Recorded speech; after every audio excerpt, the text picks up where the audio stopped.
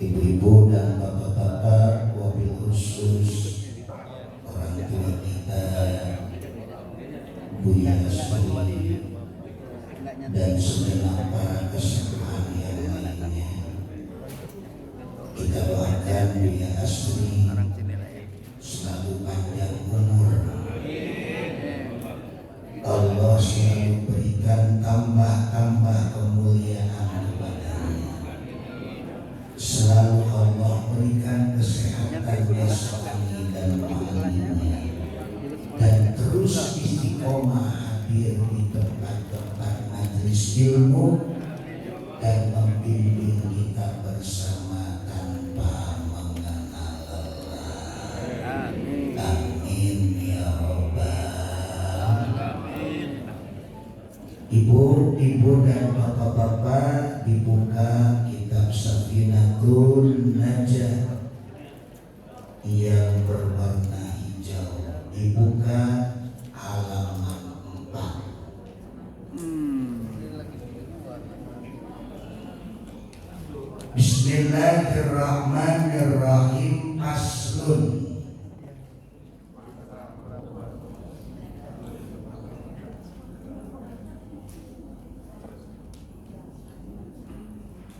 Adapun ini pasal menjelaskan mujibatul ghusli sittatun. Mujibatu yang mewajibkan al-ghusli mandi, sittatun ada 6 perkara. Yang mewajibkan mandi ada 6 perkara. Kalau yang 6 ini kena wajib mandi. Yang pertama, ilajul hasafati fil farji. Ilaju memasukkan al-hasafati, hasafah,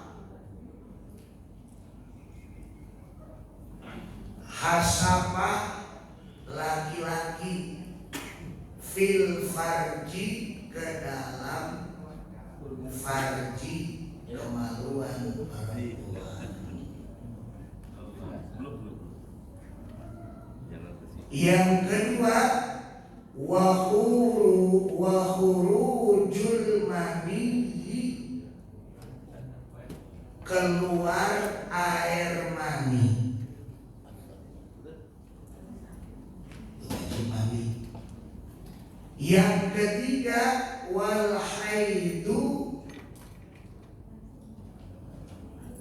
keluar haid, datang bulan. Dan yang keempat, wan nifasu, keluar darah nifas.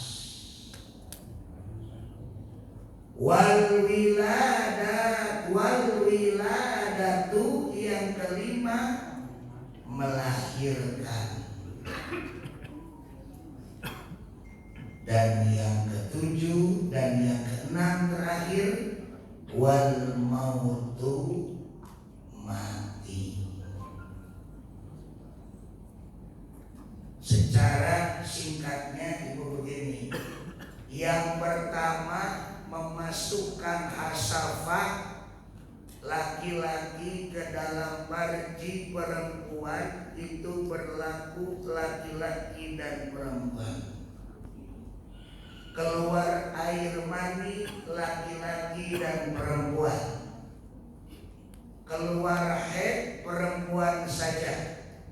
Tahu ya.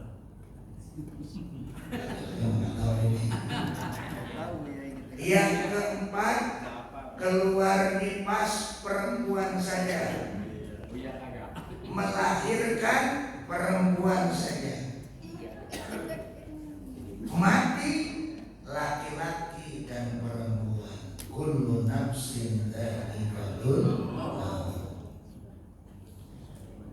Di dalam syarah kitab Safinatul Najah karangan Syekh Salim bin Sumair menjelaskan yang mewajibkan mandi ada 6 perkara.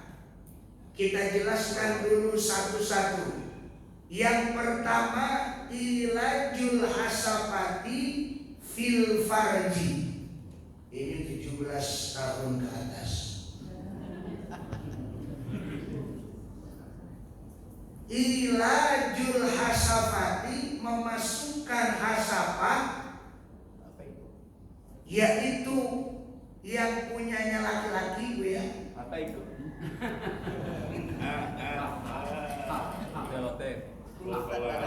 Kepala dakar. Itu diperjelas. Fil farji, ke dalam farji, kemaluan perempuan. Di kitab ini betul-betul dijelaskan Bapak-bapak bahwasanya yang memasukkan tersebut itu wajib mandi. Kalau tidak ada hasapahnya alias buntung. Apa itu buntung? Buntung, kepala zakarnya nggak ada. Maka samakan hasapahnya dengan yang lain.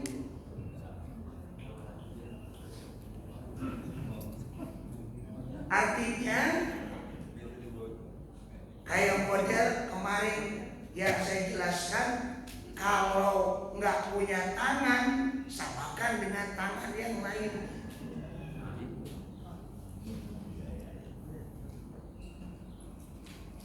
Kalau misalkan masuknya setengah,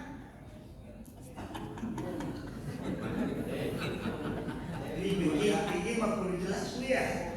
Kalau nggak jelas, bukan fikih namanya. Kalau masuknya setengah, Maninya setengah.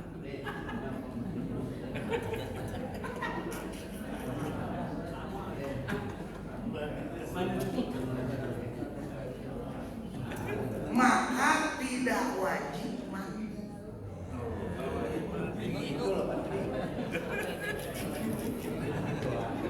Maninya setengah.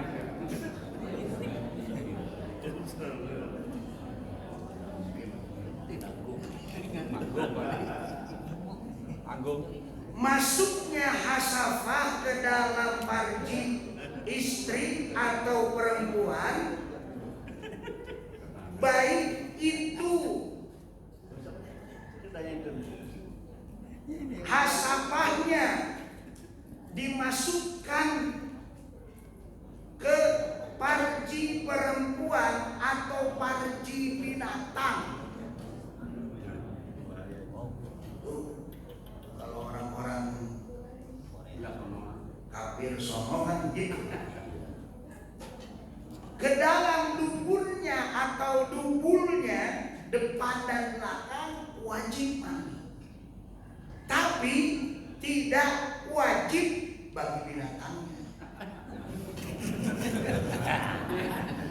Kambing nggak potong. Bisa ayam dibandingin, kambing dibandingin, kebun dibandingin. Ya. Kenapa? Karena nggak ketaklif salah kalau binatang. Nah, bagaimana kalau mayit tidak boleh diulang lagi? Ada tuh, karena ngelihat wanitanya cakep, meninggal dunia, tukang kubur terangsang, akhirnya melakukan hal yang tidak senonoh, maka mayit tidak wajib dimandikan lagi. Mayitnya karena sudah mandi awalnya. Dan pikir gitu ya, masa mandi sendiri. Al-aslu qawiyun, dalilnya adalah dalam kaidah usul fikih, asal itu sudah kuat. Kalau udah dipandir udah kuat, kan dia dipandiin. Jadi nggak perlu mandi lagi. Kalau ada yang jahat kepada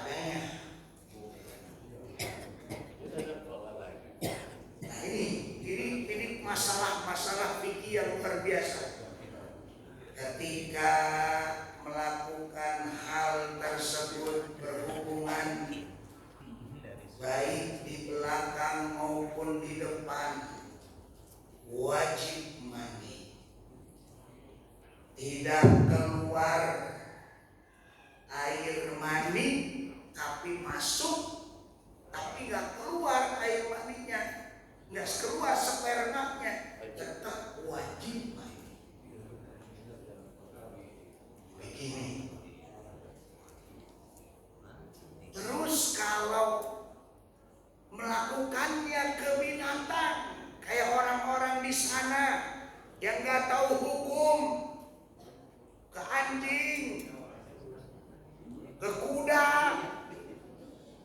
baik dubur maupun kubul, wajib mandi. Sekali lagi, wajib mandi, tapi binatangnya tidak wajib karena tidak ada taklim syarat. Masalah mayit ketika ada yang gali kubur mayitnya perempuan cakep, ketika itu nafsu syahwat timbul tukang gali kubur, maka langsung dihantam, maka tidak wajib mandi bagi mayitnya. Jadi ini pilih kitab ini, kalau yang meninggal atau yang mati, yang hidup bagaimana, yang melakukannya selain kepada manusia bagaimana. Itu menjelaskan. Jadi Bapak bukan yang wajib mandi itu memasukkan hasrat laki-laki ke dalam farjiknya perempuan saja. Ternyata di kitab ini dijelaskan bagaimana kalau keluburnya yang belakangnya, bagaimana yang melakukannya ke binatang, bagaimana melakukannya ke mayit dan sebagainya, dijelaskan. Bab mandi. Yang kedua, mujibatul ghusli sittatun, yang mewajibkan mandi itu ada 6. Dan yang kedua, selain ilajul hasabati fil farji, yang kedua adalah wa khurujul mani. Apa itu wa khurujul mani, Ibu dan Bapak? Keluar air mani. Mani cairan bening dan lengket yang keluar karena syahwat, udahannya nikmat, udahannya lemes, itu wajib mandi. Karena air itu ada 3, ada air mani, ada air mazi, ada air madi. Mani cairan bening plus lengket yang keluar karena syahwat, udahannya nikmat, udahannya lemes. Amin. Wajib mandi. Madi cairan bening plus lengket yang keluar tapi tidak diikuti dengan kenikmatan dan tidak lemes karena tidak dilakukan hanya bercanda sama istri kita, cipika-cipiki gitu ya. Nah, yang seperti itu keluar itu tidak wajib mandi, wajibnya wudu. Itu mandi. Mandi, ada lagi mandi. Mandi. Kalau mandi cairan bening plus kental yang keluar dari kemaluan setelah buang air kecil, itu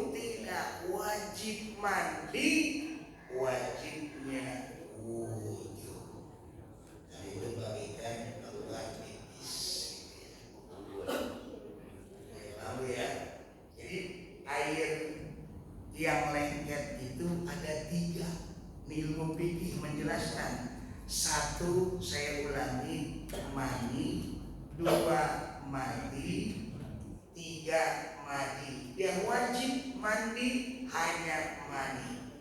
Kenapa? Karena air mani itu tidak lain adalah cairan bening plus lengket yang keluar karena syahwat. Nikmat udahannya, lemes udahannya, maka itu wajib mandi. Mandi cairan bening plus lengket yang keluar tapi tidak diikuti dengan kenikmatan dan udahannya nggak lemes, cuman cumbu-cumbuan doang sama istri kita yang halal, cuman cumbu-cumbuan doang sama suami kita yang halal, datang-datang keluar, itu tidak wajib mandi karena itu air mandi bukan mandi. Bukan mandi. Yang ketiga, mandi airnya, cairannya bening plus kental. Tapi ingat bapak-bapak, keluarnya bukan dari kenikmatan, tapi keluarnya dari kemaluan setelah buang air kecil alias pipis. Mandi dan mandi tidak wajib mandi.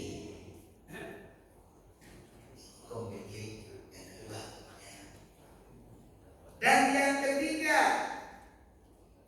mujibatul ghusli sittatun, yang mewajibkan mandi itu ada 6, selain ilajul hasafati fil marji, selain wa khurujul mani, dan yang ketiga wal haidu, keluar darah haid.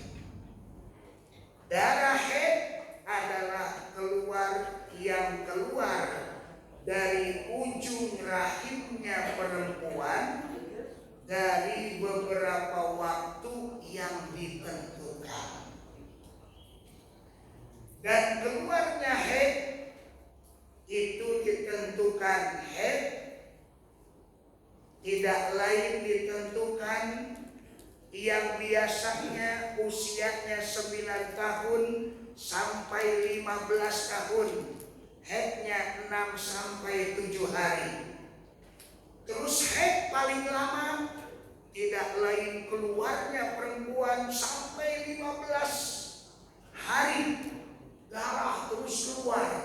Tapi ketika 16 hari masih keluar, itu bukan darah haid, namanya istihadah. Istihadah itu darah penyakit. Haid keluar paling sedikit sehari semalam. Haid keluar yang biasa 9 hari sampai 6 hari sampai 7 hari. Haid yang paling lama 15 hari. Kalau haidah keluarnya 15 hari, besoknya masih keluar di hari 16, maka sekali lagi ibu, itu bukan darah haidah, melainkan darah istihadah, itu darah penyakit.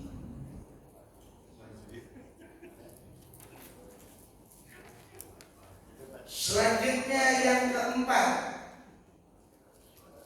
mujibatul ghusli sittatun. Yang keempat, wan nifasu, keluar nipas. Yang disebut darah nipas dalam keterangan kitab ini huwa damun, yaitu darah haidun, darah haid. Darah nipas itu darah haid. Mujtami'un, yang kumpul, yahruju, yang keluar, ba'da faragi jami'ir rahmi, setelah kosong atau setelah keluar bayi. Itu darah nipas.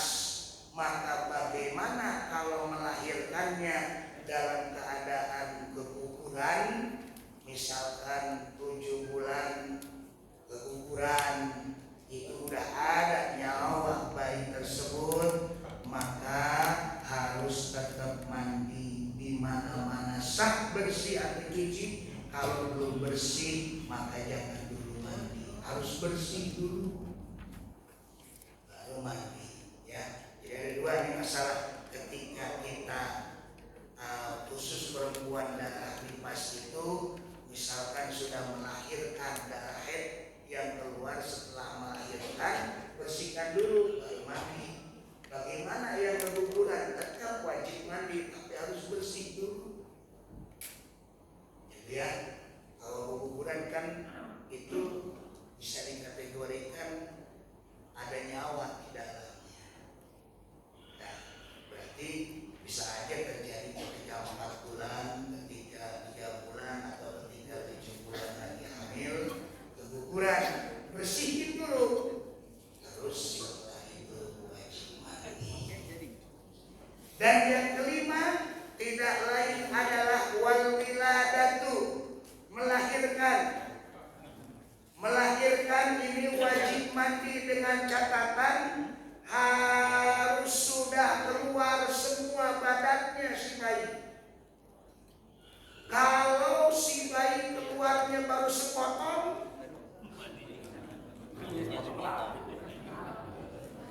atau si bayi baru nongol masuk lagi,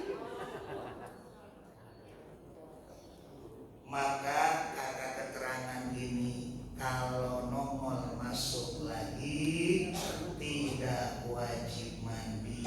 Yang wajib mandi bayi keluar semuanya, baik kembar ataupun tidak kembar, keluar semuanya, berarti wajib mandi ibu yang melahirkan. Sekali lagi, kalau keluarnya nongol doang masuk ke dalam lagi, keluarnya nonton doang masuk ke dalam lagi, tidak wajib mandi. Kecuali melahirkan semua anaknya keluar, maka itu wajib kita melaksanakan mandi.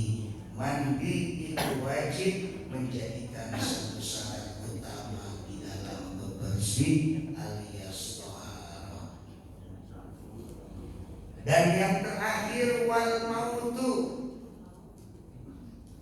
yang wajib mandi adalah orang yang sudah mati, diwajibkan mandi. Tapi ingat, bagi orang muslim yang bukan mati syahid, coba, kalau bukan mati syahid wajib mandi. Ini syahidnya syahid apa? Syahidnya syahid dunia dan akhirat.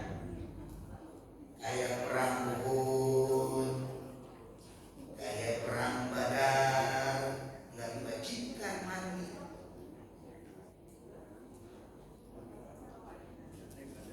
Bahkan baginda Nabi menyatakan dalam sabdanya, la taksiluhum fa in kulla juhin yafuhu miskan yaumal qiyamati. Janganlah memandikan mereka, karena mereka yang mati syahid dunia dan akhirat, luka mereka itu semerbak misik di hari kiamat nantinya.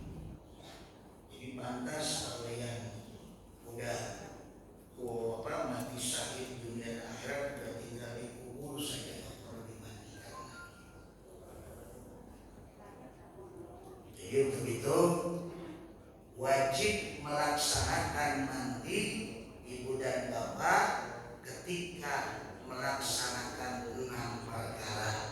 Yang pertama, ketika kita berhubungan suami istri, dan yang kedua, ketika keluar air mani ketika tidur ataupun bangun, dan yang ketiga, keluar haid, darah haid untuk perempuan, dan yang keempat, keluar darah nifas untuk perempuan, dan yang kelima adalah melahirkan wiladah, wal maut untuk kita laki-laki maupun perempuan, karena tidak lain mati, kullu nafsin dha'iqatul maut, setiap yang bernyawa pasti akan mengalami mati.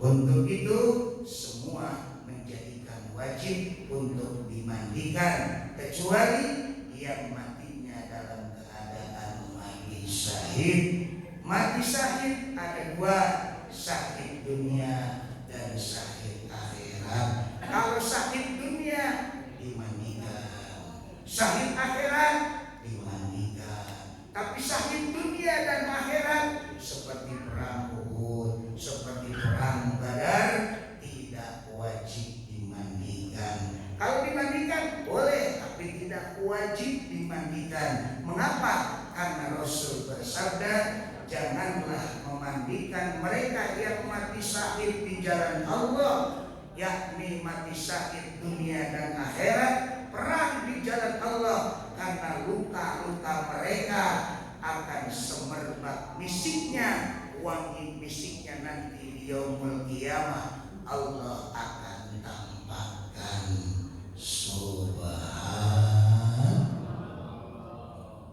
Mudah-mudahan penjelasan pada pagi ini semuanya menjadi jelas, dan kalaupun ada yang mau bertanya silakan.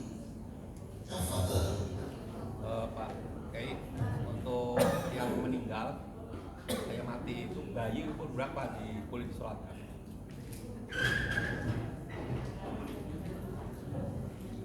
Kalau yang meninggal Kuburan misalnya, kuburan, Ya, ke kuburan tidak wajib disolatkan. Kalau bayi yang lahirnya seperti normal, seperti tidak ada yang kuburan, itu disolatkan. Kenapa? Karena kullu mauludin lahir, setiap yang lahir itu dalam tergadaikan. Bayi lahir, meninggal, tapi ke kuburan tidak wajib disolatkan. biarpun udah kelihatan Jawabnya anggota tubuhnya tidak wajib disolatkan. Ya. Kenapa? Karena itu dalilnya kullu mauludin rahina, setiap yang melahirkan itu dalam tergadai. Maka tebus oleh yang namanya orang tua itu supaya diakui, tidak lain adalah dengan akikah. Kalau belum masuk ke dalam lahirnya normal, itu belum menjadikan satu kewajiban untuk disolatkan. ya dikuburkan, dikafani dikuburkan. Dikafani saja, dikafani saja terus dikuburkan. Seperti itu, kayak daging-daging menggumpal begitu, tapi berbentuk-bentuk. Kalau misalkan bayinya sudah lahir jelas, udah lahir meninggal, itu insya Allah pertanyaan Pak Jitri itu menjadi wildan. Yang sudah meninggal bayinya menjadi wildan. Apa itu wildan? Wildan itu wildan itu adalah yang akan membawa syafaat bagi orang tuanya di surga. Jadi celengan buat orang tuanya di surga. Bayi yang lahir ketika wafat, maka bayi tersebut akan menjadi wildan. Arti wildan menjadi celengan di surga, akan memberikan syafaat bagi keluarganya. Amin ya rabbal, amin ya rabbal. Silakan, ada lagi Ibu. Ya, silakan. Untuk syafaat itu Ustaz, tadi nyambung syafaat tadi ya. Jadi untuk syafaat, ini kiai juga bisa di akhirat juga bisa kasih syafaat kita. Syafaat itu pertolongan, makanya Kiai juga bisa. Kiai, santri bisa membawa syafaat kepada kita. Murid bisa membawa, guru bisa membawa syafaat kepada kita nanti. Insya amin. Ya, silakan Ibu. Assalamualaikum Pak Ustaz. Kalau ada orang yang gila sampai dewasa, ya, tapi fungsi organnya normal lain. Nah ini yang kalau daripada dia gila kan dia nggak ngerti mandinya.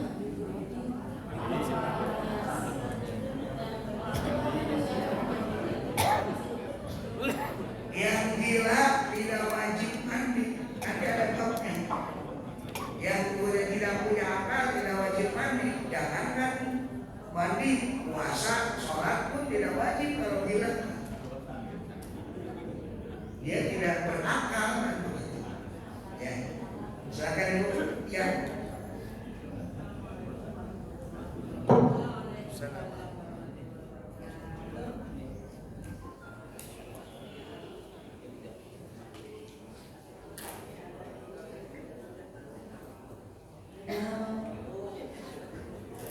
Ini ada terjadi Pak Ustaz, gimana hukumnya kalau orang hidup menikah dengan orang mati? Assalamualaikum warahmatullahi wabarakatuh.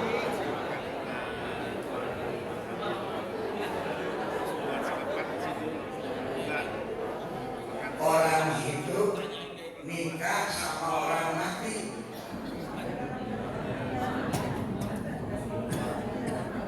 Lagi saya tanya, lagi ijab kabulnya, lagi melaksanakan nikahnya hidup.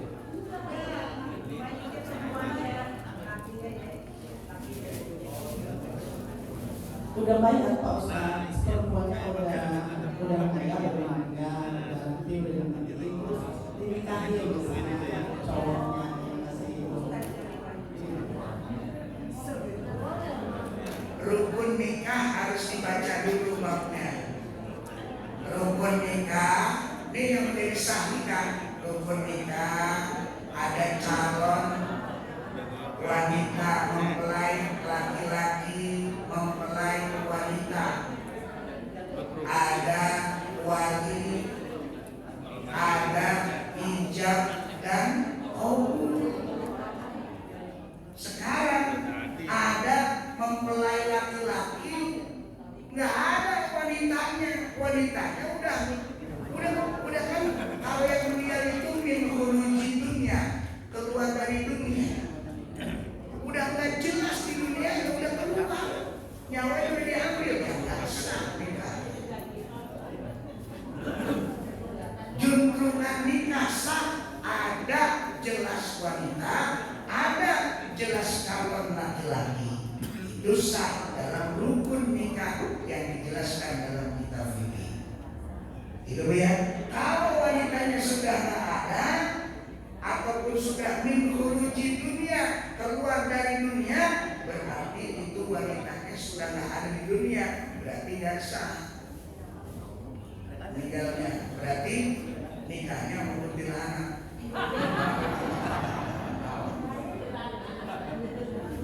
Kasih Pak Ustaz. Iya, iya. Silakan ada lagi.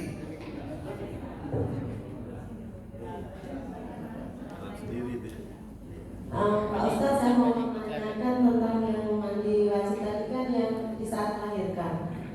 Itu kondisinya misalkan sesar Pak Ustaz, kan kalau mandi wajib itu kan harus basah semua ya. Kalau misalkan ada lukanya itu apa harus ditutup, apa cuma dibasuh doang gitu. Pas ketika misalkan lahiran normal pun kan ada saat recovery ya Pak Ustaz. Saya lahirannya pagi. Badan misalnya belum kuat untuk melakukan itu siang, misalnya dilakukannya entah sorenya, entah besoknya, itu bagaimana Pak Ustaz? Tadi dijelaskan ketika melahirkan, ketika bersih baru mandi.